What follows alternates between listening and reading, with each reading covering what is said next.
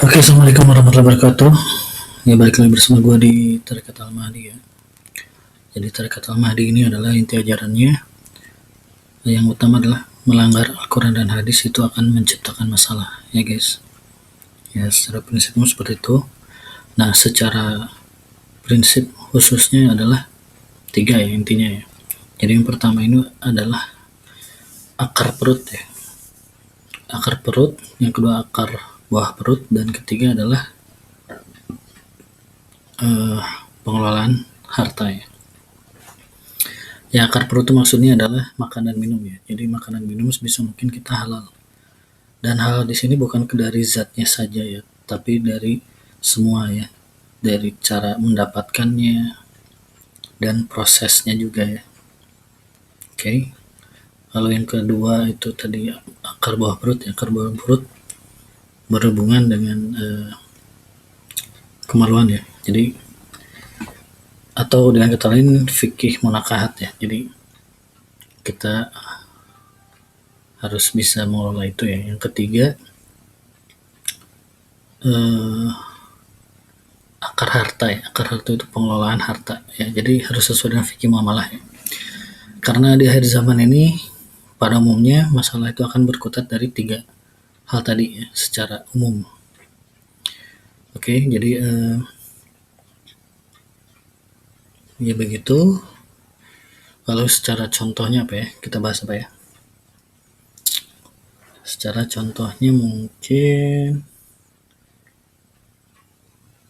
kita bahas tentang ada teman saya sih. Teman saya yang ini guys. Saya udah merhatiin beberapa cewek yang pasang behel. Yang beberapa cewek yang saya kenal ya, yang pasang behel itu selalu jadi single mom gitu guys. Terlepas itu kebetulan atau enggak ya. Lalu saya mendapatkan hadis guys. Hadis, misalkan teman-teman nanti dicek ya sumbernya. Jadi intinya isinya begini guys. Allah melaknat orang yang pasang behel. Kurang lebih begitu, sumbernya nanti saya tulis ya di deskripsi.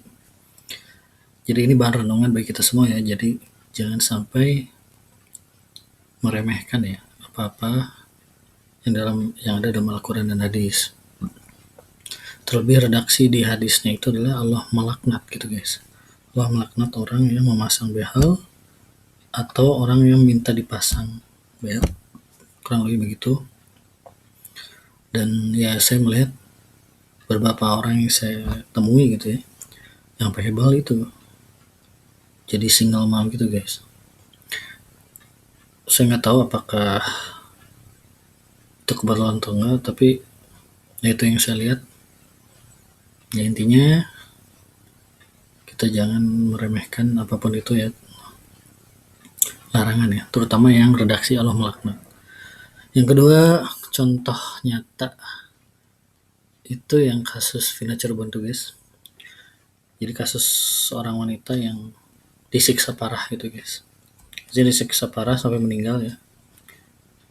Katanya itu selain diperkosa, disiksa sampai dibunuh gitu ya. Keji lah, sampai kalau nggak salah katanya sampai di lindes motor gitu guys. Awalnya saya heran ya, kenapa kok sampai segitunya orang gitu ya. Cuma berdasarkan Tarekat Al-Mahdi kan guys, masalah itu timbul dari pelanggaran Al-Quran dan hadis.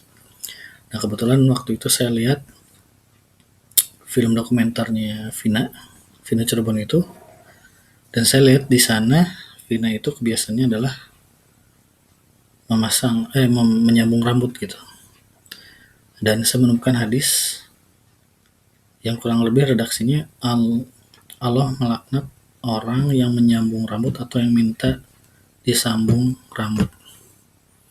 Jadi mengerikan ya guys. Jadi menyambung rambut itu bukan perkara sepele ternyata ya dalam Islam, karena ternyata dilaknat. Dan entah itu kebetulan atau tidak, cuma berkorelasi gitu guys.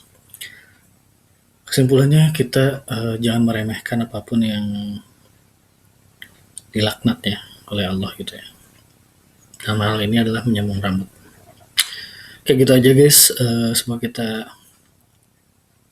makin memperkaya diri ya dengan berbagai pengetahuan, semoga biar kita tidak melanggar ya, tidak melanggar dengan karena tidak tahu gitu, itu kan parah ya. Ya kemungkinan ya Vina ini nggak tahu larangan itu, jadi dia pasang rambut gitu. Nah, oleh karena itu kita harus perbanyak ya knowledge kita ya, supaya kita tidak melanggar gitu. Ya gitu aja guys. Ya pada akhirnya kalau kita sudah tahu tapi kita masih melanggar, itu ya karena nafsu kita guys, karena nafsu kita atau gimana kita yang sedang turun gitu.